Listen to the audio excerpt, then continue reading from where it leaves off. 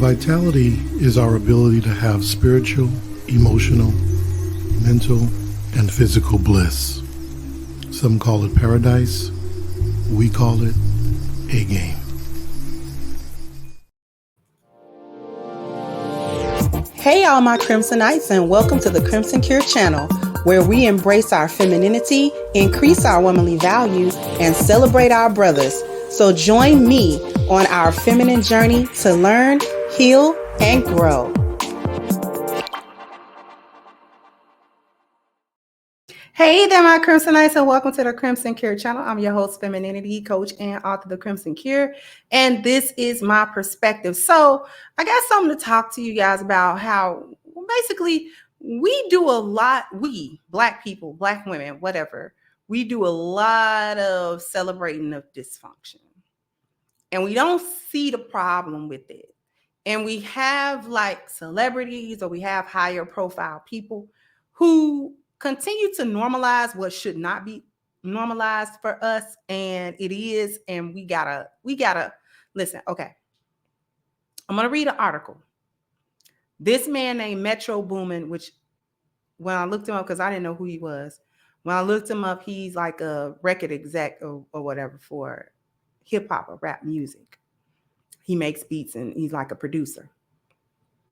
And well, I'm just going to read the article and you will understand what I'm talking about. And then we're going to come back and just cook this. So let me go ahead. I'm going to read this article to you guys. And here we go. Okay. I'm trying to make this bigger. All right. So the title says Metro Boomin launches Single Moms Are Superheroes campaign with Steve and Marjorie Harvey Foundation to support single moms nationwide. The Steve and Marjorie Harvey Foundation and Metro Boomin have teamed up to welcome 26 mothers and their kids to the ultimate football experience. Families attending the Atlanta Falcons game at Mercedes-Benz Stadium will sing the national anthem next to the players on the sidelines as part of the Atlanta Falcons anthem program. To commemorate the beginning of Metro Boomin's most recent charitable initiative supporting single mothers, they will also be sporting the official Single Moms Are the Real Superheroes t-shirts, which that's the part that get me. Anyway, with the help of the Steve and Marjorie Harvey Foundation, this campaign started earlier this year. Sharon Page, executive director of the Steve and Marjorie Harvey Foundation, says, "Our mission is to ensure the needs of the whole family are met. And we know that the most important part of that nucleus is the mom."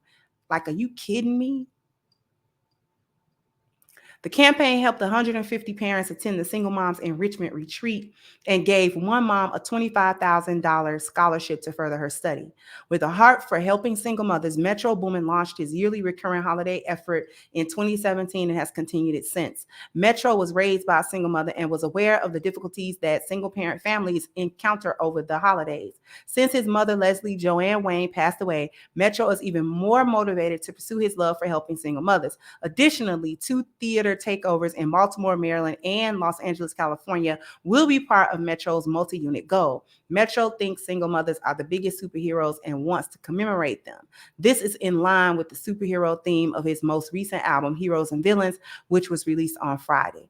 Zach Urban Ballroom, in collaboration with his record company Boominati Worldwide and the McCaskill Treatment Family Home, the proud St. Louis native returned to his hometown last year to offer valuable resources and a special supper for single mothers and their families. More than 200 families got Boominati gift bags filled with donated goods from sponsors like McDonald's, Republic Records, Sal, Co, Essentia, Blackwater, Taco Bell, Baby Bjorn, Master Dynamic, Bear Bell Protein, and Budgeting Buddies throughout the dinner, in addition to $200 gift certificates. And you can see the images from Sunday below. Okay, so these are all the images, pictures that they took.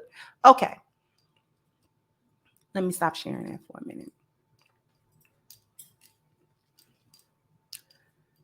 Several issues.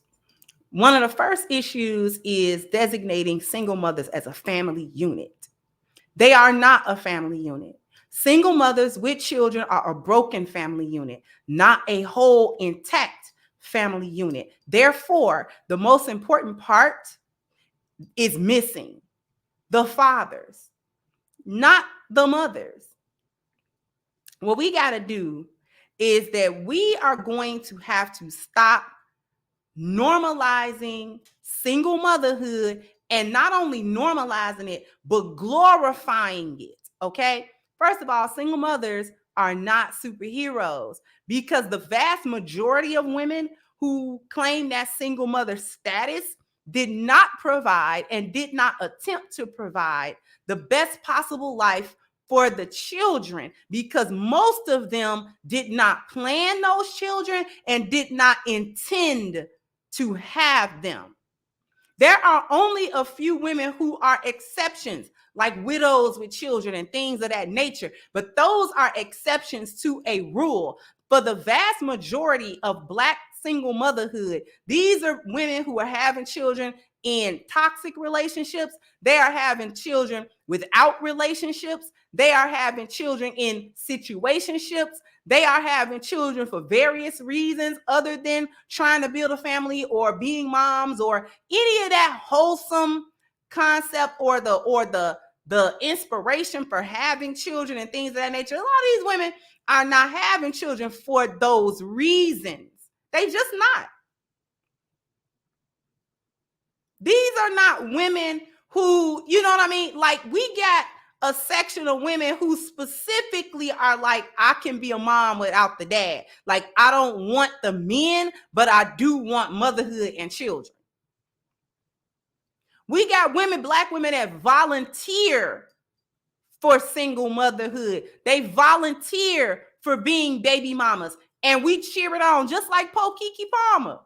And I'm saying poor Keke Palmer, not because she's being beguiled, but because she obviously don't have nobody in her life or in her corner that advised her differently.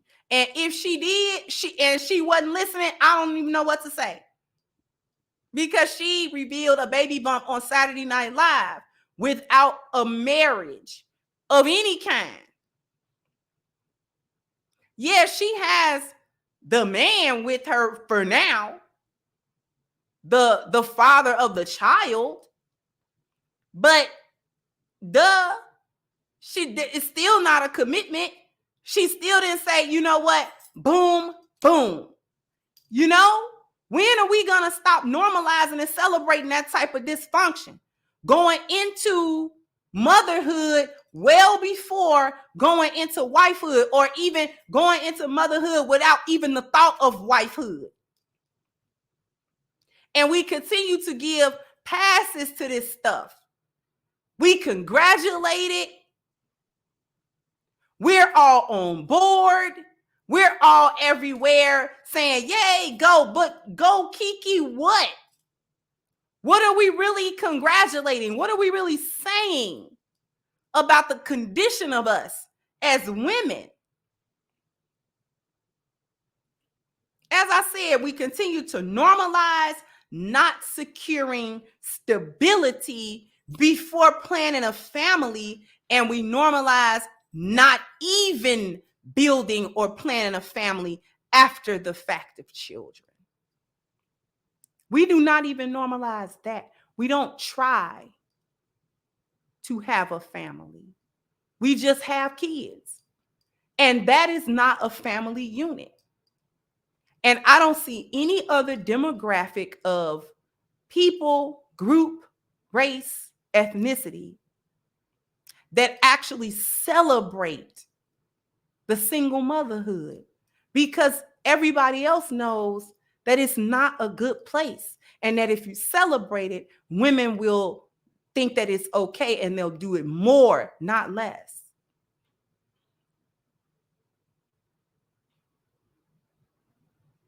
Because this saying that they're superheroes goes hand in hand with the narrative that the men just walked out.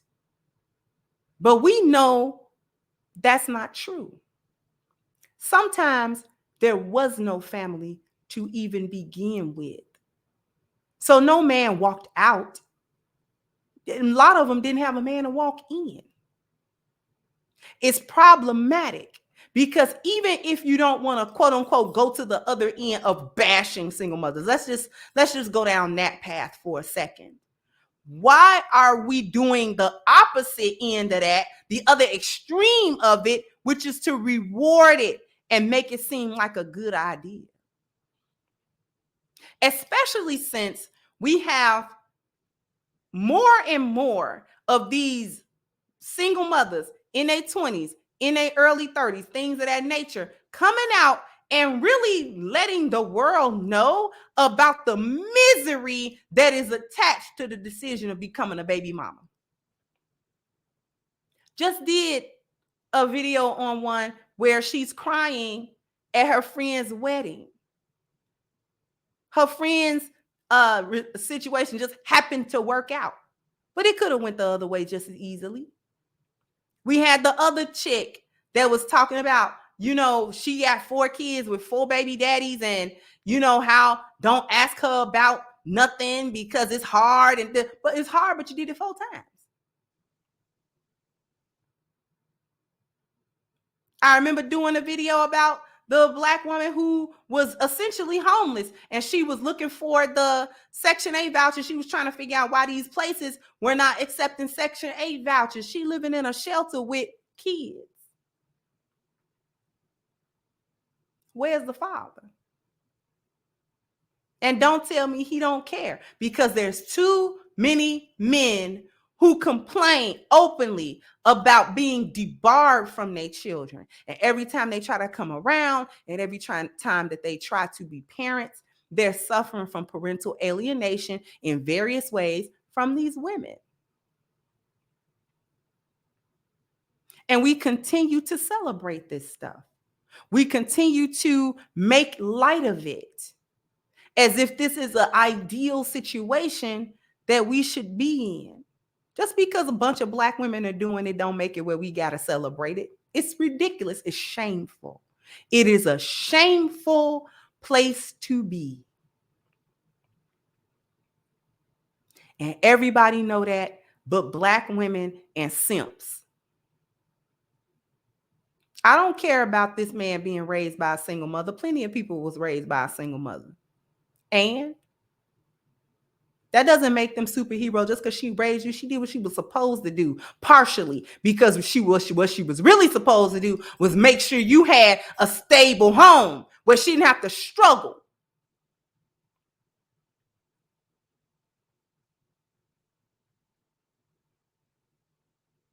That's what she should have done. Introduce stability before she introduced you. Gain some type of footing on a relationship and a commitment, and then actually think about the children that you want to bring forward and plan for them. Stop rewarding Black women for being mediocre and subpar. She made a horrible decision by bringing a child or children into the world without help, without a husband.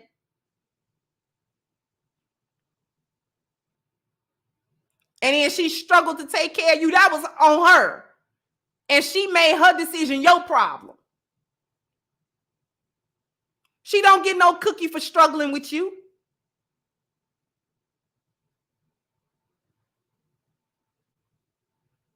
That's not a situation where she should be rewarded.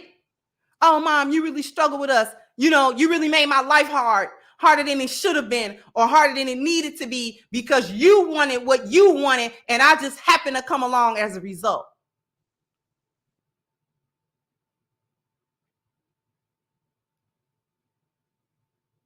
So all the times I couldn't go on my field trips because we ain't had no money. This, that, and the third, because single mothers are broke. Because single mothers don't have resources. They don't need to be going to no Atlanta Falcons game. You want to help single mothers? You want to support single mothers? Banish it. Shame it, so that the women won't feel so inclined to do so.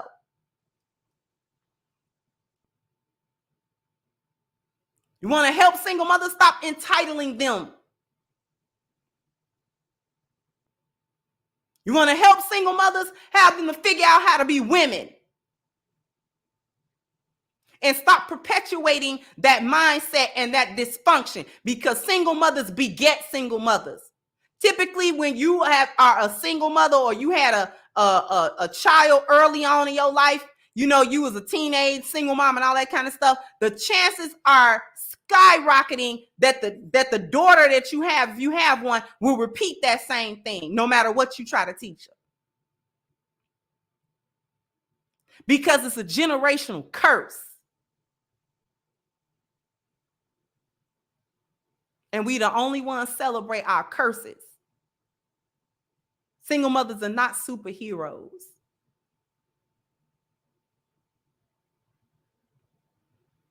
They are the leaders of broken families and broken households, and they typically raise broken children. And if those children are raised up and able to overcome the brokenness that they had to experience, it'll be in spite of it, not because of it. Because when the children do well, the mothers want to take credit. And when the children don't do well, they blame the fathers.